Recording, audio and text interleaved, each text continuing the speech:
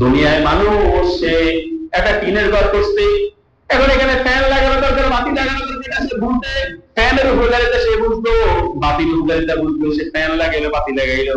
আবার একটা সম্পদ হয়েছে না, টিনের ঘর না, বিল্ডিং এর উপকারিতা করছে, তো সে বিল্ডিং করলো। আবার টাইলসের উপকারিতা বুঝছে, সে টাইলস করলো। এবার ফ্যানের বাতাস ভালো লাগে না, সম্পদ আছে, এসি লাগাইবে, উপকারিতা বুঝছে, ঠিক আছে না, বাড়াইতেছে।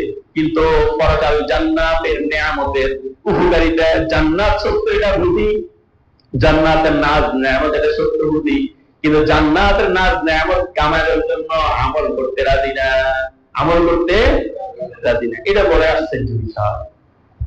দেখেন দুনিয়াতে মানুষের সকল কিছু নিজের প্রয়োজন মোতাবেক, ইচ্ছা মোতাবেক হয় না। আপনি আপনার বাসায় একজন মেহমান আসছে, আসবে আপনার ঘনিষ্ঠ মেহমান, এখন আপনি তার মর্জি মোতাবেক চেষ্টা করেন যে একটু আপনি বক্তা করবেন, একটু বেন্ডিবাজি করবেন, একটু করলাবাজি করবেন, একটু শাকবাজি করবেন, করেন বলেন, মানে মর্জি মোতাবেক মেহমানকে খুশি করার জন্য তার মর্জি মোতাবেক খাসির মাংস, গরুর মাংস সব আইটেম করবেন। কিন্তু করার পরে সবকিছু কি মেহমানের মর্জি মোতাবেক হয় নাকি? অনেক বলেন মেহমানকে বক্তা ভালো হয়েছে, গরুর গোশত ভালো না, ফলাওটা কিরকম লাসা লাসা হয়ে গেছে, বলেনি বলেন?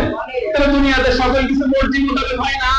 আল্লাহ তাআলা বলেন ওয়ালাকুম ফিহা মা তাশতাহি আনফুসুকুম ওয়ালাকুম ফিহা মা তাদউন, এমন জান্নাত আমি তোমাদের জন্য বানিয়ে রাখছি, এটা তোমাদের মর্জি মোতাবেক তোমরা যা চাইবা তাই ওখানে প্রস্তুত। সুবহানাল্লাহ বলেন, সুবহানাল্লাহ।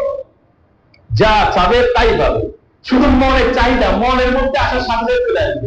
জান্নাতি মনে মনে মাথার উপর দিয়ে পাখি উড়ে যাবে, মনে মনে পাখিগুলো এত সুন্দর, এগুলো বস্তুদানি কত সুন্দর, মনে মনে সে বলার সাথে সাথে এটা দুনা হয়ে তার সামনে চলে আসবে। সুবহানাল্লাহ বলেন। তবে মানুষ জান্নাত বিশ্বাসী, বলেন মানুষ জান্নাতকে কি করে? বিশ্বাস করে, কিন্তু জান্নাতের কি করে না? আমল করে না। বলেন জান্নাতের কি করে না? এটা বড় আশ্চর্যের বিষয়।